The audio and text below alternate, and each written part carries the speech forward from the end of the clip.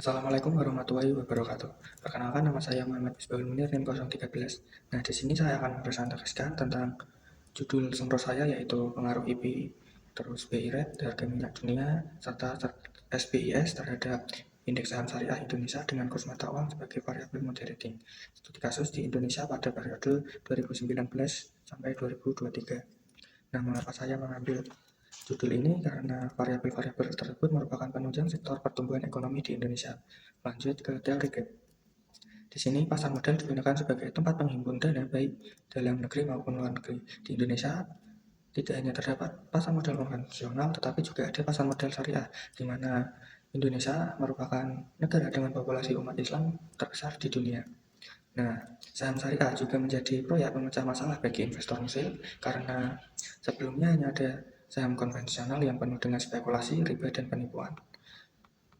Nah, dari situ perkembangan pasar modal di Indonesia yang tergambar pada indikator-indikator utama pasar modal yang terus tumbuh dari tahun ke tahun maupun menjadi pendorong pertumbuhan ekonomi dengan membuat kegiatan investasi mulai meningkat. Lanjut ke variabel-variabel judul saya. Yang pertama di sini ada isi. Isi sendiri mencakup semua saham yang terdaftar dari Bursa Efek Indonesia dan termasuk dalam daftar efek syariah.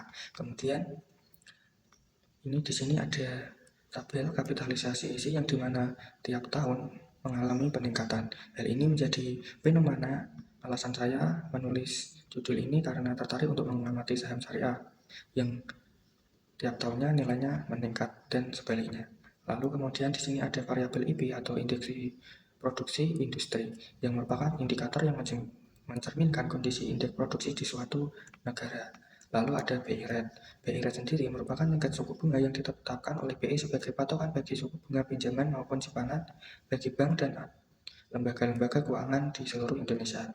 Lalu ada minyak dunia yang merupakan salah satu sumber energi utama yang sangat dibutuhkan. Kemudian di sini ada SPIS. SPIS sendiri merupakan surat berharga syariah dalam mata uang rupiah yang diterbitkan oleh BI.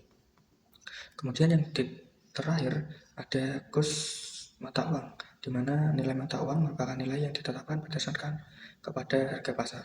Kurs ini juga diartikan sebagai nilai suatu mata uang relatif terhadap mata uang lainnya.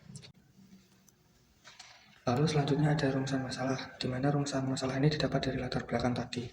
Nah, yang pertama, di sini ada pengaruh indeks produksi terhadap isi, kemudian BI rate terhadap isi, terus harga minyak dunia terhadap isi, lalu pengaruh SPIS terhadap isi, kemudian di sini ada indeks produksi industri terhadap isi dengan dimoderasi oleh kurs, kemudian BI rate terhadap isi dengan dimoderasi kurs, kemudian di sini ketujuh ada harga minyak dunia terhadap isi dengan kurs sebagai moderasi, kemudian SPIS terhadap isi dengan dimoderasi oleh kurs. Yang terakhir, bagaimana pengaruh kurs rupiah terhadap indeks saham syariah Indonesia. Selanjutnya ada manfaat penelitian. Di sini adanya penelitian ini diharapkan memberikan manfaat secara praktis dan teoretis, di mana manfaat teoretis di sini semoga dengan adanya penelitian ini dapat menambah wawasan mengenai variabel-variabel tadi dan juga diharapkan dapat menjadi sarana pengembangan ilmu pengetahuan yang secara teoretis di bangku perkuliahan. Lalu yang kedua ada manfaat praktis. Nah, manfaat praktis di sini sebagai bagi penulis, di mana diharapkan bahwa penelitian ini akan menjadi alat yang bermanfaat untuk menerapkan pengetahuan yang dimiliki penulis mengenai variabel-variabel tadi.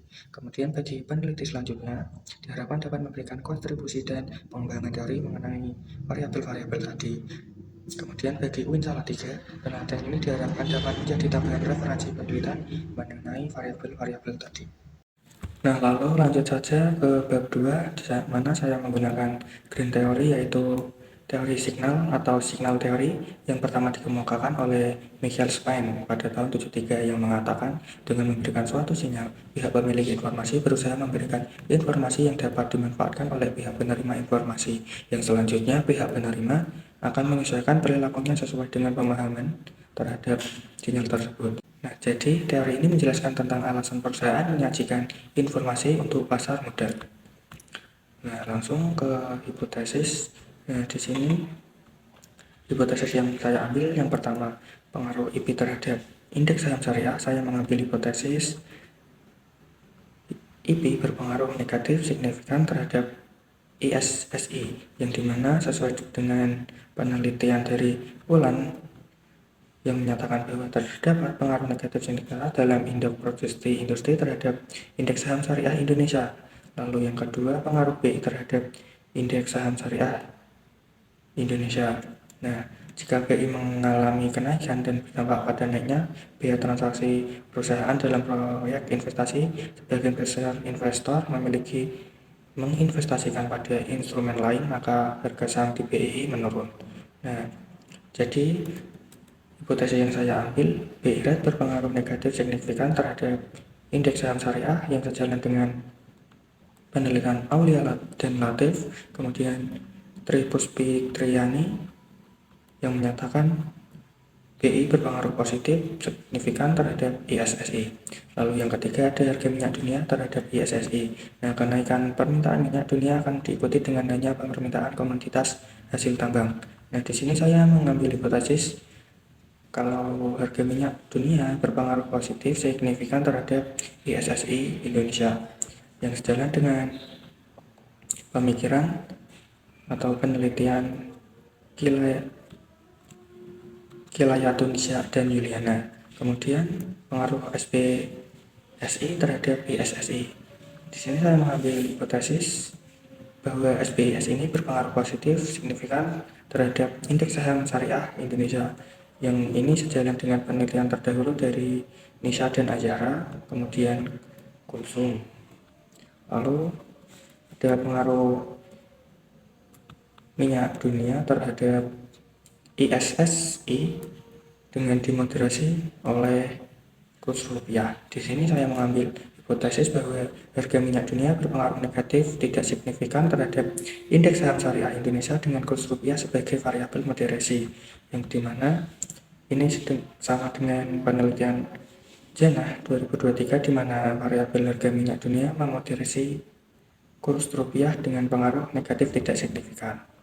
Lalu yang terakhir ada pengaruh kurs rupiah terhadap indeks saham syariah Indonesia, yang dimana saya mengambil hipotesis kurs rupiah berpengaruh positif signifikan terhadap indeks saham syariah Indonesia yang sejalan dengan penelitian terdahulu milik Kamal 2021. Lanjut ke bab 3 di sini ke metodologi penelitian.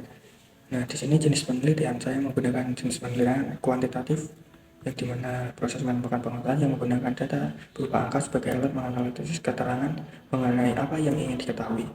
Kemudian lokasi dan waktu. Lokasi yang dipilih penelitian ini yaitu di Indonesia yang dijadikan sebagai objek penelitian. Sedangkan waktu penelitiannya ialah di tahun 2019 sampai 2003 atau dalam kurun waktu 5 tahun.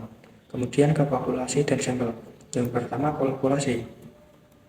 Nah, populasi yang digunakan dalam penelitian ini adalah penggunaan data time series yang dapat diperoleh dari nilai bulanan masing-masing variabel, yaitu IP, BI rate, harga minyak, kemudian SPIS, terus ISSI, dan kurs rupiah pada tahun 2019 sampai dengan 2023. Lalu sampel sendiri dalam penelitian ini yakni indeks produksi, BI rate, harga minyak, kemudian SPSI terhadap indeks saham syariah Indonesia di Indonesia dengan kurs rupiah sebagai variabel moderating periode 2009 sampai 2023.